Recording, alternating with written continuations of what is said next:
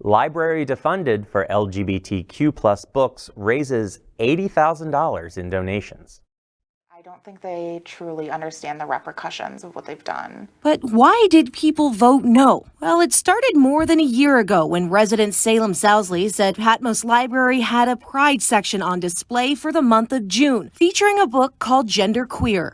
So that's kind of where the grooming thing happened, was that you're allowing kids to see explicit material. Sousley said patrons then began looking at books and got confused about ebooks versus printed books and started targeting the library and its funding at large because they believe that representation of LGBTQ plus people is the equivalent of grooming kids for sexual exploitation.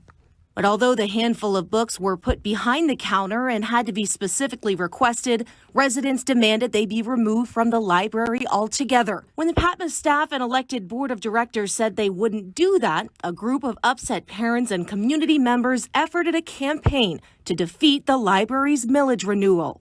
The library could shut down completely, which means that every Jamestown resident would be unable to have a public library. Library Director Amber McLean resigned this spring, posting a public statement saying she'd been harassed, called a pedophile, and broken down.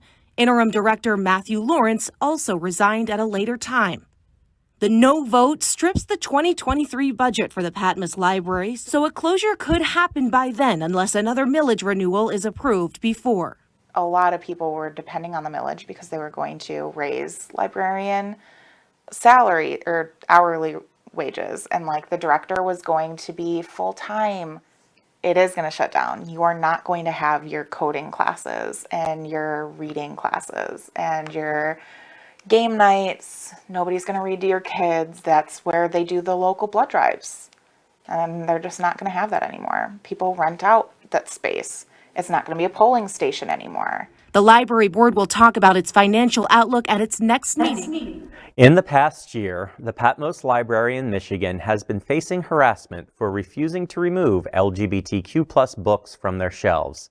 The Jamestown Conservatives group has held rallies in an attempt to get funding blocked for the library, saying, quote, "They're trying to groom our children to believe that it's okay to have these sinful desires. It's not a political issue, it's a biblical issue," end quote.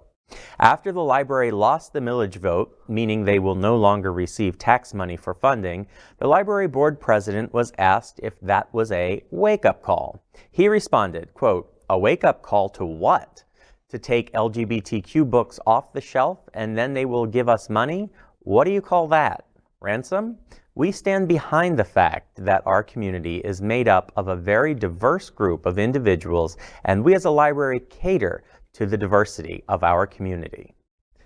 2 local residents have set up GoFundMe campaigns to help save the library and raise the $250,000 required for the year. As of today, the largest campaign, called Fund Patmos Library in Jamestown, Michigan for 2023, and created by Jesse Dillman, has raised $76,225. The second campaign, called Save Patmos Library and the First Amendment, created by Michelle Barros, has raised $3,789. They ask anyone who is able to donate at the GoFundMe page. Awesome story. I think it's just really interesting. First of all, I've been again here in Broward County, where our library is run by county government. But that should be a warning sign to everyone that if you don't have people running your government that are going to promote free speech, you could lose those books. At least this library has the ability to raise funds and be independent, it sounds like. Quick question. The director of the National LGBTQ Task Force National Dinner in Miami Beach just said we need to get out and vote. Yes. Really? Did you say that? Out and vote. I heard you loud and clear. We are trying to queer the vote. Yeah, exactly. Other thoughts about library? This is a case of if you are not at the table, you are on the menu. Yeah. And that is why it is so important that LGBTQ plus people and their supporters engage in all levels of government and participate in our upcoming elections. So what was interesting to me in the video clip was that that people were confused over what were physical books and what were e-books. Those are the people that are protesting the library. People who don't know the difference between a physical book and an e-book. Or They were just mad that reading. Or reading. Reading is fundamental. And in terms of the number of LGBTQ plus books they have, I can't imagine there are rows and rows of them. Again, it doesn't matter. It's a protest. And the fact is that it's a community center as well. So they're destroying their community just to... they were just mad because they couldn't figure out how to burn ebooks. Right? Control Alt Delete. Right. That's great. You know, we're sitting at the proverbial choir on Patmos, Michigan, at this table. We have 2 college professors and 2 political advocates from the National Task Force. So we pretty much know where we sit on the and the anchor at Queer News tonight. So we all know the choir that this table is.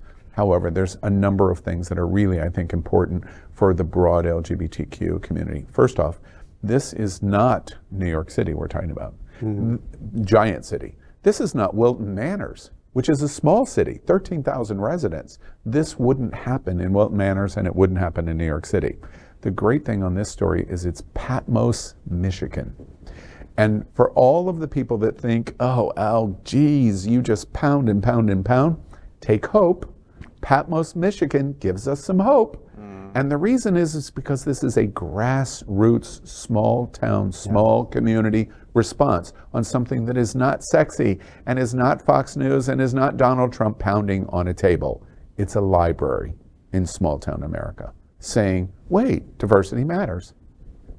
Fantastic news for us I to agree all pay completely, attention to. Second, we want our libraries, exactly to the point that you made. Our libraries are important. Books are important. We don't live in Twitter. And books are important as a result of that. And I think, Ty, you make, of course, the point that this little library is so critical for this little village town of Patmos, Michigan, because it's not only the access to the books, it is the access to the community. It is the community center where we can get together and express ideas, and we can talk about what we're reading about, and we can play games, and we can do other kinds of things. It's exactly what we want. It's exactly what they don't want. They don't want to create intellectual thought.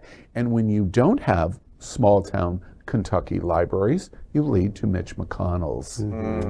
Just saying. And then my final thought on what we're watching here is this is exactly why you go out and support. This is a learning lesson. This is not an LGBT story, because while LGBT may be participating in this 80,000 that has been raised of the 250,000 that they need to keep the Patmos Library going, it is an illustration for us of exactly what we should be supporting. We can't just complain. Right. They are taking action. First, stop. Keep your damn money. We don't care. Because if you're asking us to make a choice of culture and life or your money and oppress, we choose culture and life. And we'll find the money some other way. Great learning lesson for all of us. And second, it is a learning lesson to not complain. Take some kind of action, whether it be to give money to the task force at the national dinner, or do something, the simplest, least thing that you can do, which may be the greatest thing you can do, register to damn vote and show up November 8th, or vote in advance. And it's funny that we're talking to so many LGBT in America. Little tiny Patmos, Michigan, teaches us we can do it, and we should do it. That's why this is a great story, in my opinion. Absolutely. LGBTQ plus news is vital for our community and for the broader world as a whole. We have enough enemies at Fox News. Tucker, Sean, and Laura are loud. We need passionate allies. Happening Out television network, Queer News Tonight, and It's Happening Out are literally out of the closet and into the headlines.